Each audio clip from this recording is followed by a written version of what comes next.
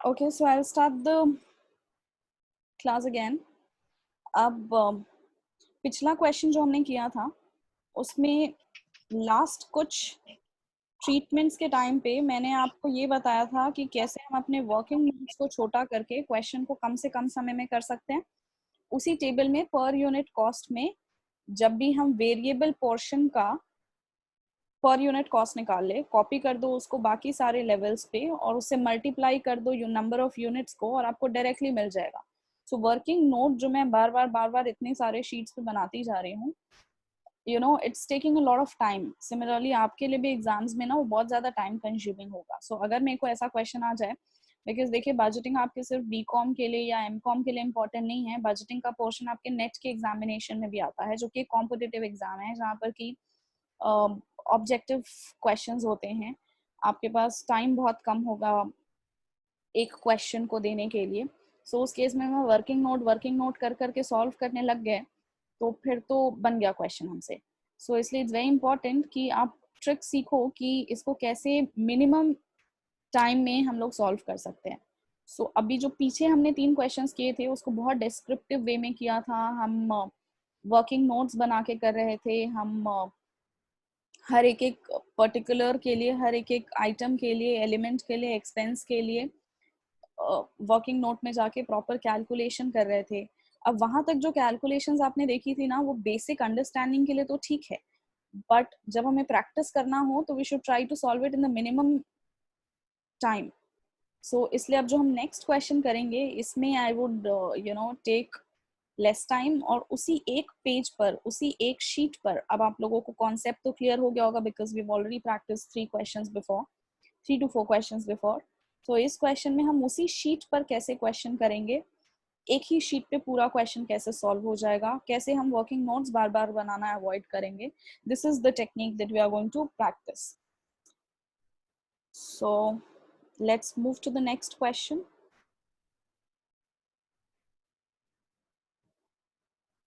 Yes ma'am.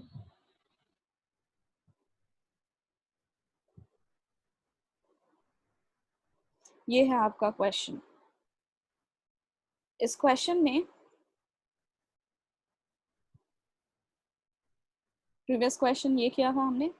अब इस question में देखो बताया गया है कि 10,000 इलेक्ट्रिकल आयरन्स प्रोड्यूस करने हैं। सो 10,000 यूनिट्स दे रखे हैं मेरे को इलेक्ट्रिकल आयरन्स के और उसके अकॉर्डिंग सारा डिटेल दिया गया होगा।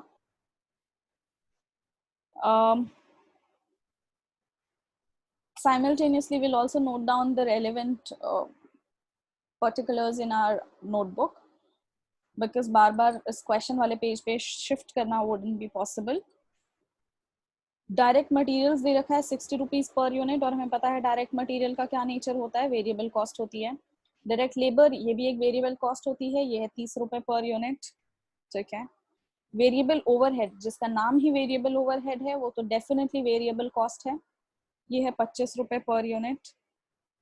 फिक्स्ड ओवरहेड ब्रैकेट में दिया हुआ है 1.5 लाख और कॉलम में दिया हुआ है 15 रुपए पर यूनिट। अब देखो नाम ही क्या है इसका, फिक्स्ड ओवरहेड। फिक्स्ड ओवरहेड जो है वो फिक्स्ड ही रहेगी, सेमी फिक्स्ड तो नहीं है, सेमी वेरिएबल तो नहीं है, ये फिक्स्ड है। सो जो फिक्स्ड होती है वो तो हर लेवल पर फिक्स्ड रहेगी, सेम रहेगी। सो 15 रुपए पर यूनिट से ना कंफ्यूज होकर हमें इसको हर बारी 15 से मल्टीप्लाई नंबर ऑफ यूनिट्स नहीं करने।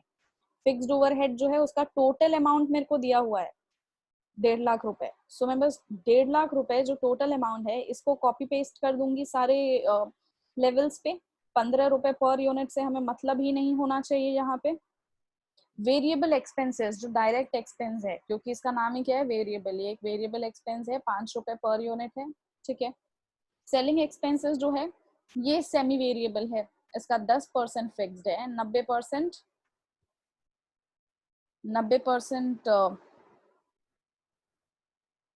वेरिएबल होगा। अगला देखते हैं एडमिनिस्ट्रेटिव एक्सपेंसेस। एडमिनिस्ट्रेटिव एक्सपेंसेस कितनी है,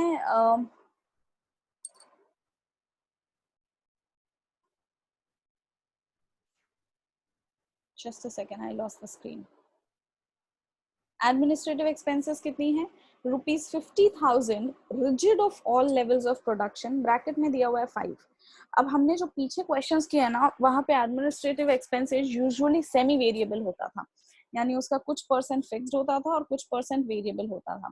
बट इस क्वेश्चन में ना ₹5 पर यूनिट दे रखा है, तो हमें ये भी लग सकता है कि ये वेरिएबल होगा क्योंकि पर यूनिट दे रखा है।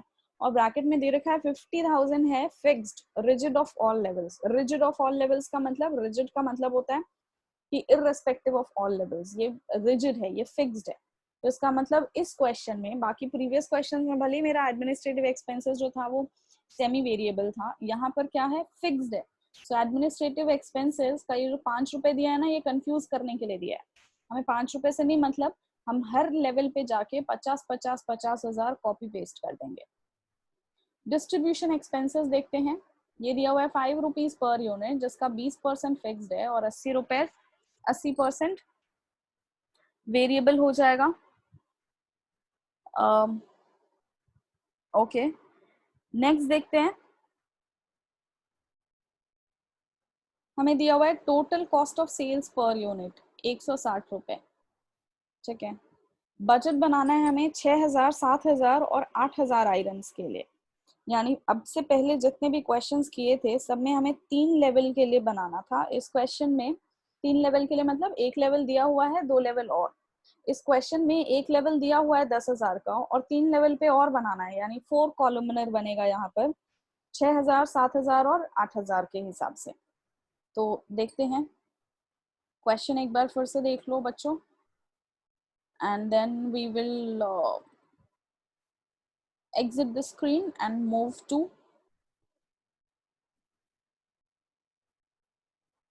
notepad.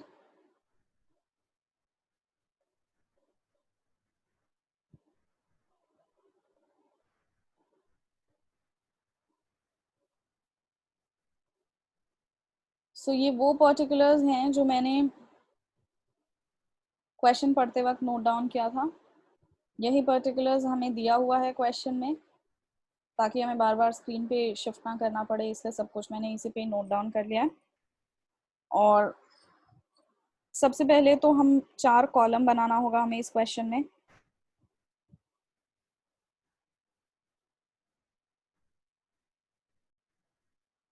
चार कॉलम बनाना होगा, सो वो बना लेते हैं। ये 4 तो हो गए मेरे अमाउंट के कॉलम, और इसको हम मान लेते हैं पर्टिकुलर्स। आपके पास स्पेस ज़्यादा होगा, सो आप इक्वल साइज देंगे इसको। ये हो गया मेरा 6,000 यूनिट्स के लिए, 7,000 यूनिट्स के लिए, 8,000 यूनिट्स के लिए, एंड देन 10,000 यूनिट्स, जिसका सारा डिटेल्स और डिस्क्रिप्शन मुझे क्वेश्चन में दिया हुआ है। तो 6, 7, 8 एंड 10,000। इसी के साथ मुझे इसका इनर कॉलम जो कि पर यूनिट कॉस्ट का होता है वो भी बना लेना चाहिए, क्योंकि इस बारी हम वर्किंग नोट्स को कम से कम यूज़ करेंगे, अवॉइड करेंगे, और सब कुछ इसी शीट पे करने वाले हैं। जब हम इसी शीट पे करने वाले होते हैं और वर्किंग नोट्स नहीं बनाने वाले होते हैं, तो हमें बहुत ज़्यादा ज़रूरत होती है कि साथ के साथ में ना मुझे पर यूनिट कॉस्ट पता हो। जब पर यूनिट कॉस्ट पता हो तभी मैं वर्किंग नोट बनाना अवॉइड कर सकती हूँ। सो अब क्वेश्चन स्टार्ट करते हैं। क्वेश्चन में सबसे पहले दिया हुआ है डायरेक्ट मटेरियल। पर यूनिट कॉस्ट दिखाना जरूरी होता है? पर यूनिट कॉस्ट निकालना ज़रूरी होता है। देखिए, कई बार तब ज़रूरी हो जाता है जब क्वेश्चन कह देता है कि भैया पर यूनिट कॉस्ट भी बताइए। दूसरा ज़रूरी ना, क्वेश्चन कहे नहीं कहे, हमें वैसे ही निकाल के रखना चाहिए, क्योंकि पर यूनिट कॉस्ट से ना कैलकुलेशन ईजी होता है। पर यूनिट कॉस्ट अगर हम साथ में निकाल रहे हैं तो हमारा वर्किंग नोट बनाना अवॉइड किया जा सकता है और क्वेश्चन जो है वो शॉर्ट हो जाएगा। So that's the reason per unit cost बनाना का कॉलम बनाना मैंडेटरी करते हैं हम। देखिए, मान लीजिए क्वेश्चन में आ गया और हमारी प्रैक्टिस थी नहीं, तो फिर तो वैसे ही फंस गए। इसलिए बेहतर है कि हर क्वेश्चन में ये कॉलम बना के ही चलो। आप जितना ज़्यादा ये कॉलम बनाएंगे उतना ज़्यादा आपको सहूलियत होगी और उतना ही ज़्यादा आपको क्विक ईजियर भी बना पाओगे, इजीली बना पाओगे। तो देखते हैं, पहला है direct material ₹60 per unit. So particular क्या है हमारा, पर्टिकुलर है डायरेक्ट मटेरियल, और ये है कितना, इसकी पर यूनिट कॉस्ट है 60। तो वेरिएबल कॉस्ट की जो पर यूनिट कॉस्ट होती है वो तो सेम रहती है एट ऑल लेवल्स, सो 60 60 60 हो जाएगा। अब सबको मल्टीप्लाई कर देंगे, 60 मल्टीप्लाइड बाई 6000, 3,60,000 आ जाएगा इधर। 60 मल्टीप्लाइड बाई 7000, 4,20,000 आ जाएगा हमारा इधर। 60 multiplied by 8,000, 54,000, सॉरी 5,40,000 आ जाएगा हमारा इधर। And then 60 multiplied by 10,000, 6 lakhs आ जाएगा यहाँ पे। 4 लाख सेकंड होगा मैम 1,000 में। क्या, oh sorry, this would be 6,848, right, sorry.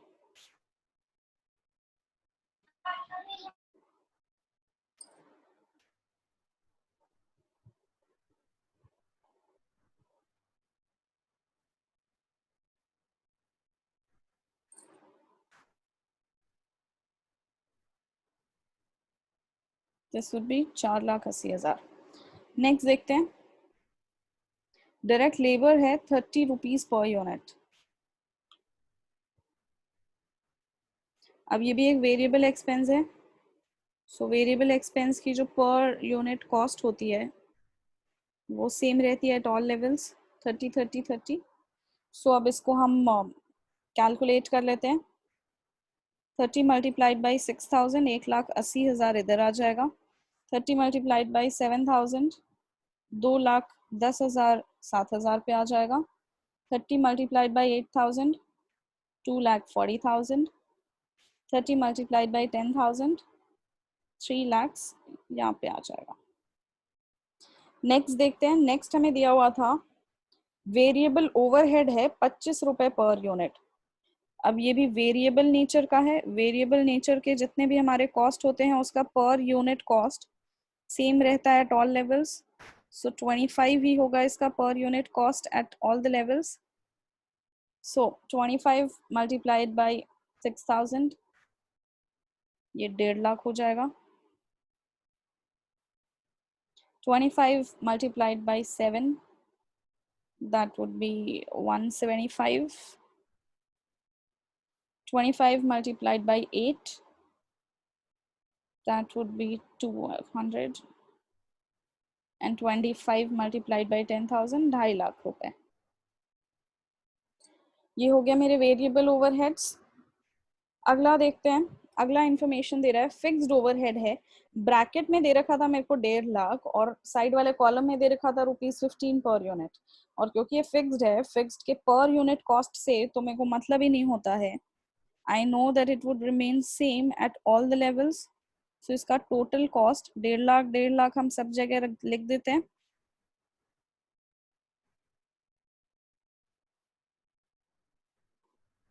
अच्छा, पर यूनिट कॉस्ट कॉलम तो यहाँ पर भी है, तो इसको खाली छोड़ दे क्या? आप चाहे तो यहाँ पर अगर क्वेश्चन कहता है कि पर यूनिट कॉस्ट भी निकालना है तो आप इसको खाली नहीं छोड़ सकते, अदरवाइज आप अपनी मर्जी से पर यूनिट कॉस्ट कॉलम बना रहे हैं तो आप बिल्कुल खाली छोड़ सकते हैं। तो अगर क्वेश्चन कहता है पर यूनिट कॉलम बनाना है तो खाली नहीं छोड़ना, तो फिर क्या करना, इधर लिखना है इसका पर यूनिट रेट क्या होगा। अब पर यूनिट रेट तो फ्लक्चुएट करेगा फिक्स्ड कॉस्ट के केस में, जैसे 1.5 लाख डिवाइडेड बाई 10,000, तो इधर 15 रुपए पर यूनिट जो क्वेश्चन में भी दे रखा था। फिर इधर 1.5 lakh divided by 8,000, 1.5 lakh divided by 7,000, 1.5 lakh divided by 6,000 करके आप पर यूनिट कॉस्ट निकाल लेंगे। और इन्फॉर्मेशन क्या दे रखा था, वेरिएबल एक्सपेंसेस दे रखा था 5 रुपए पर यूनिट। ओके, सो फिर से ये एक वेरिएबल नेचर का कॉस्ट है तो ये हर जगह सेम हो जाएगा। सो 5 मल्टीप्लाइड बाई 6, 30,000 इधर, 5 multiplied by 7, 35,000 इधर, 5 and 8, 40, and here 50,000। ये हो गया मेरा वेरिएबल एक्सपेंसेस। नेक्स्ट देखते हैं, सेलिंग एक्सपेंसेस दिया हुआ है 15 रुपए पर यूनिट, जिसका 10% फिक्स्ड है और 90% वेरिएबल है। ओके, सेलिंग एक्सपेंसेस जिसका कुछ पोर्शन फिक्स्ड है और कुछ पोर्शन वेरिएबल है।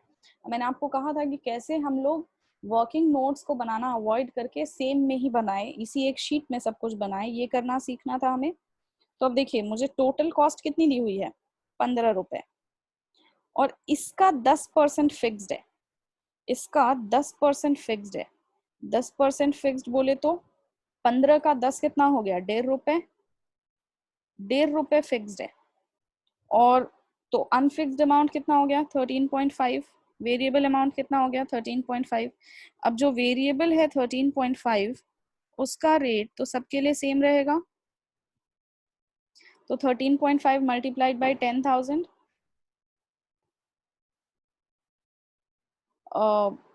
1,35,000 हो जाएगा यहाँ पे।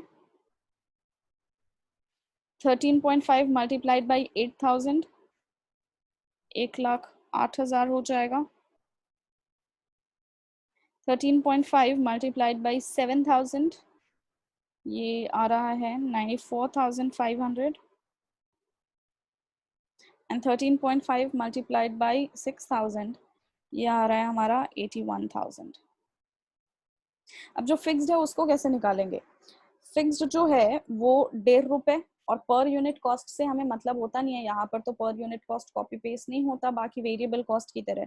तो यहाँ पर क्या कॉपी पेस्ट होता है, अमाउंट वाला कॉलम कॉपी पेस्ट होता है। तो इसका टोटल अमाउंट निकाला जा सकता है।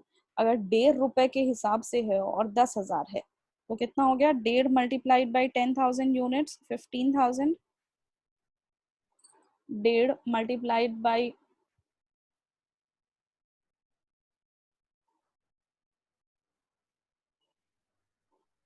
1.5 मल्टीप्लाइड बाई 10,000 यूनिट्स 15,000 रुपए। अब ये जो अमाउंट है फिक्स्ड का, ये हर जगह सेम रहता है।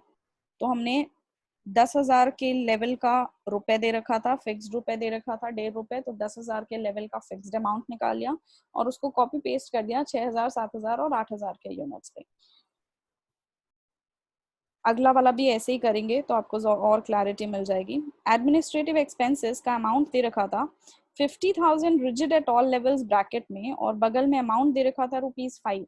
सो ये जो ₹5 है ना, ये कंफ्यूज करने के लिए है। क्वेश्चन करते पढ़ते वक्त भी मैंने आपको समझाया था।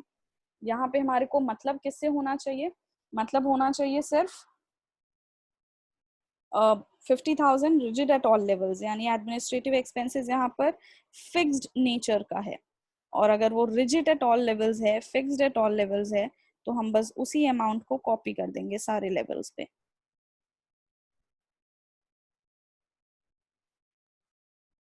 नेक्स्ट देखते हैं। नेक्स्ट है मुझे डिस्ट्रीब्यूशन एक्सपेंसेस। डिस्ट्रीब्यूशन एक्सपेंसेस दे रखा था 5 रुपीज पर यूनिट, जिसका 20% फिक्स्ड है और 80% वेरिएबल है। 20% फिक्स्ड है और 80% वेरिएबल है। So let's see this distribution expenses. Distribution expenses का फिक्स्ड पोर्शन कितना है और वेरिएबल पोर्शन कितना है? फिक्स्ड जो है वो दे रखा है 20%, और अमाउंट है कितना, 5 रुपए पर यूनिट। तो 5 रुपए का 20% कितना हो गया, 1 रुपए। तो 1 रुपए मेरा फिक्स्ड है पर यूनिट। और वेरिएबल कितना होगा, 5 रुपए का 80% यानी 4 रुपए। अब जो वेरिएबल है उसकी पर यूनिट कॉस्ट तो सेम रहती है, तो 4 4 4 कॉपी कर देते हैं हर जगह और मल्टीप्लाई कर देते हैं रेस्पेक्टिव यूनिट से। 4 इंटू 6 24,000 इधर आ गया, 4 इंटू 7 28,000 इधर हो गया, 4 इंटू 8 32,000 इधर हो गया, और 40,000 इधर हो गया। अभी जो 1 रुपए है, इसको तो हम कॉपी पेस्ट नहीं कर सकते पर यूनिट कॉस्ट में, क्योंकि फिक्स्ड जो होता है वो टोटल में सेम रहता है लेकिन पर यूनिट में डिफर करता है। तो हम इसका टोटल अमाउंट निकाल लेते हैं 10,000 के हिसाब से। 1 मल्टीप्लाइड बाई 10,000 10,000 आ गया। अब फिक्स्ड का जो टोटल अमाउंट होता है यानी कि 10,000, वो सेम रहेगा एट ऑल लेवल्स। तो इस अमाउंट को हमने कॉपी पेस्ट कर दिया। बस हो गया क्वेश्चन सॉल्व। देखो कितना इजी था, वर्किंग नोट्स भी नहीं बनाया, कुछ भी नहीं करा और सारा का सारा हो गया। Total cost of sales per unit दे रखा है 160। तो ये जो 160 पर यूनिट आया है ये कहाँ से आया होगा? ये सारे टोटल कॉस्ट का सम करके 10,000 यूनिट्स के सारे कॉस्ट को सम करके डिवाइड कर दिया हमने 10,000 से, तो 160 आ गया। वैसे यहाँ पे निकालेंगे टोटल कॉस्ट। 6,000 के लिए मेरी टोटल कॉस्ट कितनी आ रही है? 3,60,000 plus 1,80,000 plus 1,50,000 plus again 1,50,000 plus 30,000 plus 15,000 plus 81,000 plus 50,000 plus 10 and 24,000। सो ये आ गया।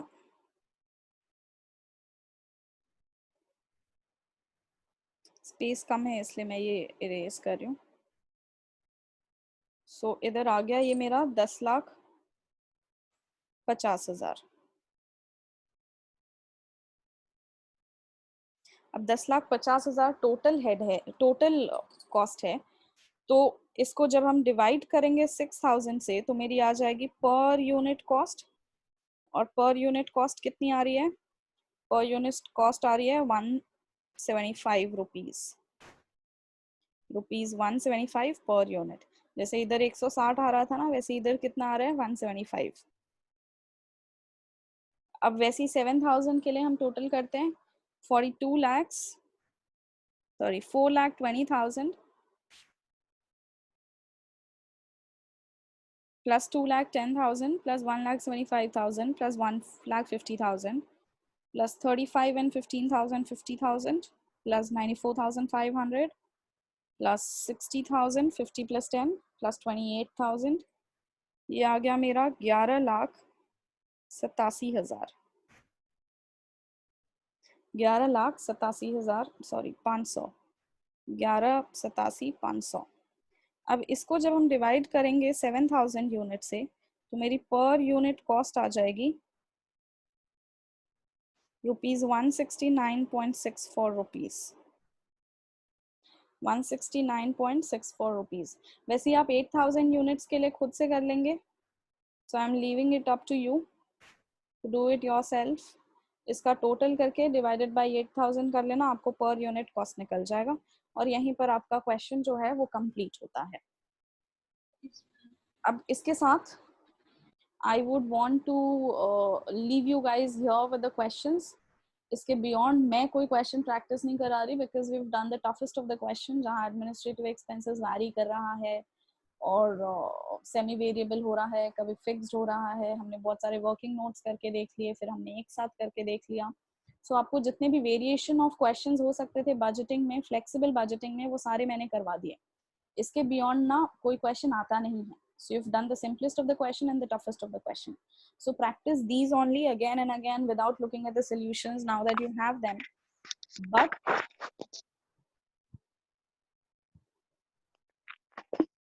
and I'll also, you know, give you certain other questions to practice, or I would advise you to practice from any reference book that you have. उससे भी आप लेके कर सकते हैं।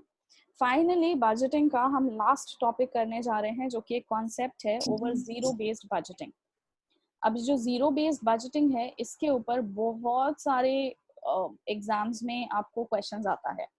कई बार इंटरव्यू में, मैं अपने इंटरव्यू में अगर आपको बोलूं बताऊं तो मुझसे ये जीरो बेस्ड बजटिंग पूछा गया था बीपीएससी के इंटरव्यू में। जीरो बेस्ड बजटिंग के क्वेश्चंस आपके एग्जाम्स में आते हैं। इसके ऊपर ऑब्जेक्टिव क्वेश्चन आ सकता है, इसके ऊपर शॉर्ट नोट्स लिखने को आ सकता है, या लॉन्ग क्वेश्चन भी आ सकता है। जीरो बेस्ड बजटिंग जो है, क्योंकि एक बहुत पॉपुलर कॉन्सेप्ट है, इसके ऊपर आपको नेट में भी क्वेश्चन आ सकता है। क्योंकि जब आप नेट का एग्जाम देते हैं जो कि एक ऑब्जेक्टिव एग्जाम है, वहाँ पर वैसे भी इस चीज़ की ज़्यादा, इस बात की ज़्यादा प्रोबेबिलिटी होती है कि आपको कोई थ्योरेटिकल क्वेश्चन जो कि कॉन्सेप्ट बेस्ड है उस पर क्वेश्चन आ जाए, इसकी बजाय कि आपको पूरा का पूरा एक प्रैक्टिकल क्वेश्चन सॉल्व करने को दिया जाए considering the time limitation. So you know zero based budgeting is a very recent and a popular concept. So let's just see क्या होता है zero based budgeting। नाम से ही पता चल रहा है कि एक ऐसी बजटिंग है जो जीरो बेस्ड है, यानी जीरो से शुरू हो रही है, यानी स्क्रैच से शुरू हो रही है। So according to Peter Fire, जो कि इसके फाउंडर थे, वो कहते हैं a planning and budgeting process which requires each manager to justify his entire budget request in detail from scratch. Scratch का मतलब शुरुआत से, zero से.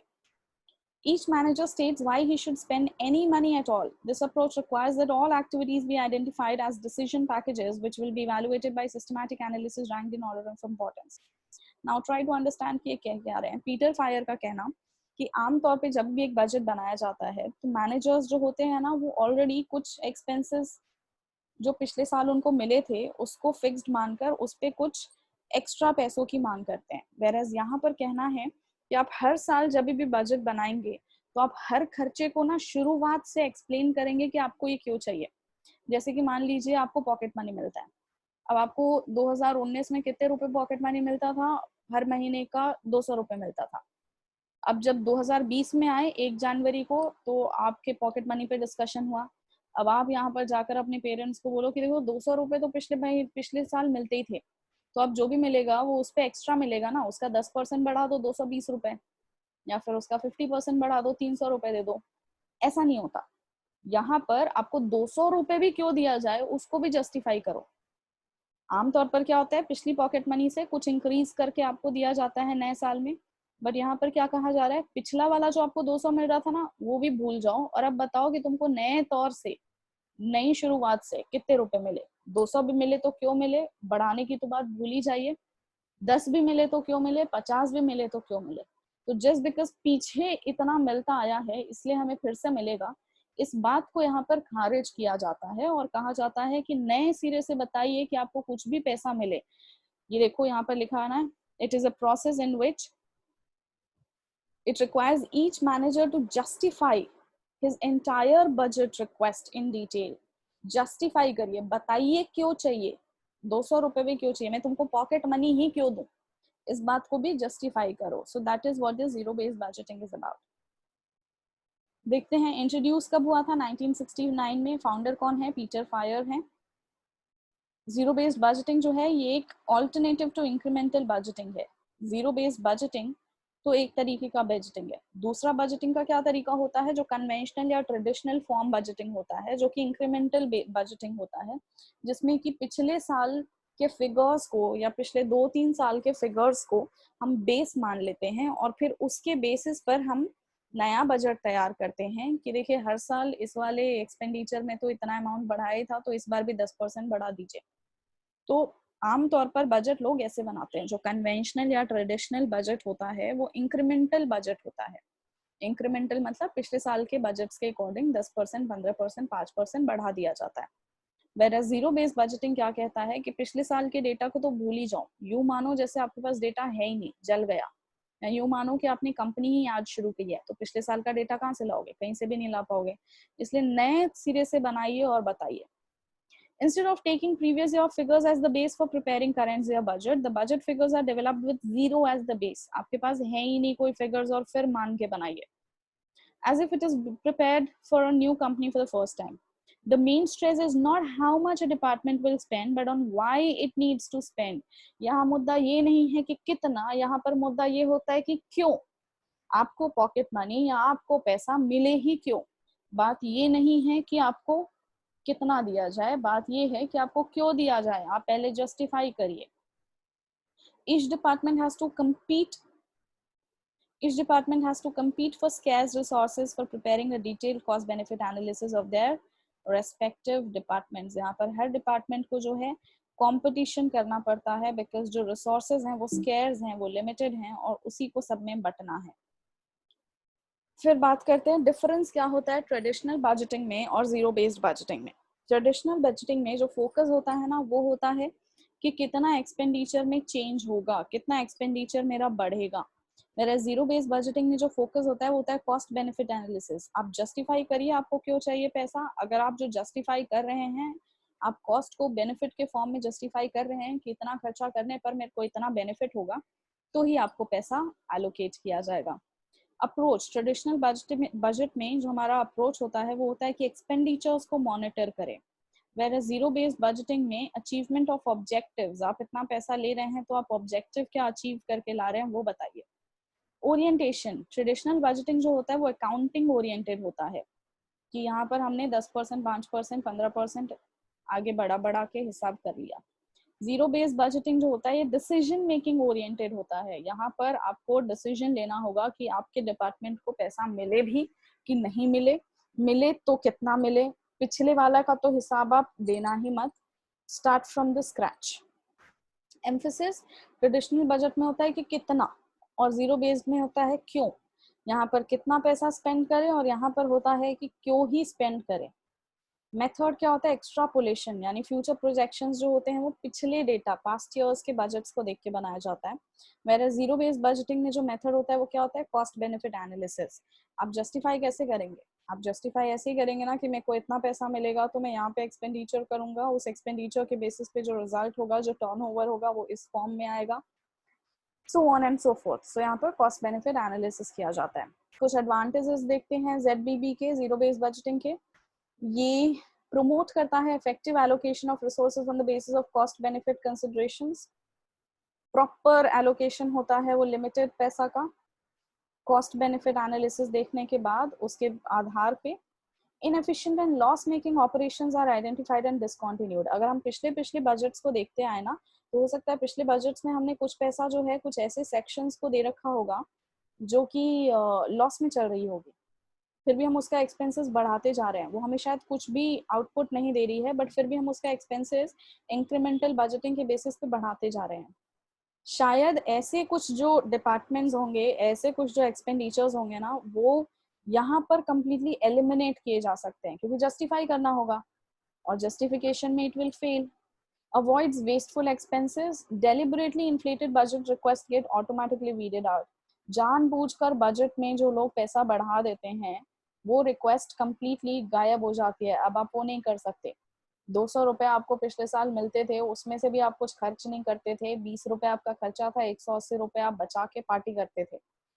अब वो आपके जो 180 रुपए के एक्सपेंसेस बेकार के हो रहे थे हर बारी एलोकेट, बजट आपको जो मिल रहा था एलोकेशन, आप उसको, वो जब पहचान में आ जाएगा कि ये तो आप जबरदस्ती काम आपका 20 रुपए का नहीं है और आप 200 के ऊपर भी 10% आप बढ़ा के मांगेंगे, यानी 220 रुपए, तो इन्फ्लेटेड बजट जो है वो कंप्लीटली वीड आउट हो जाएगा, खत्म हो जाएगा।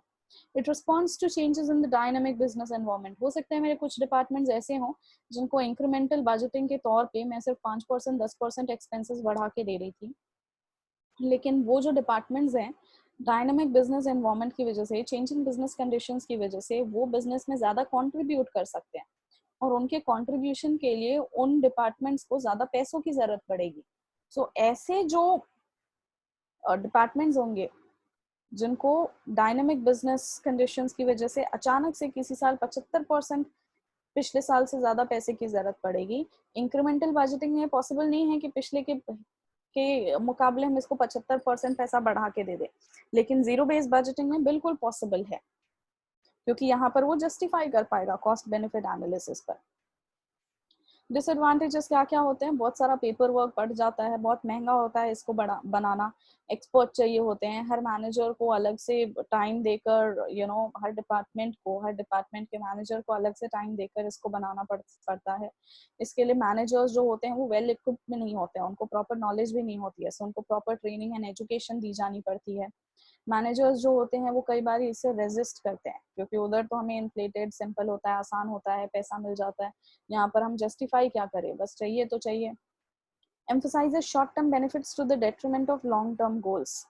लॉन्ग टर्म गोल्स जो है कई बारी हम अवॉइड करके यहाँ पर शॉर्ट टर्म बेनिफिट्स की आज के दिन में किस डिपार्टमेंट को कितना ज्यादा जरूरत है पे फोकस करते हैं, इसलिए जीरो बेस्ड बजटिंग का ये भी एक लिमिटेशन हो जाता है।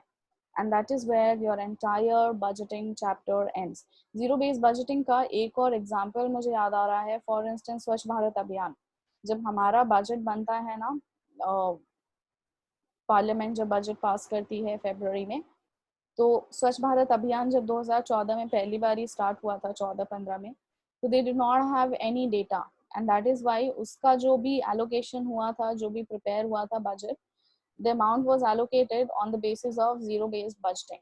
In fact most of the companies जो होती है ना वो zero based budgeting ही prefer करती हैं, because ये जो है ना ज्यादा realistic figures दे पाता है। और इसमें घपला करने का भी ना चांस बहुत कम होता है.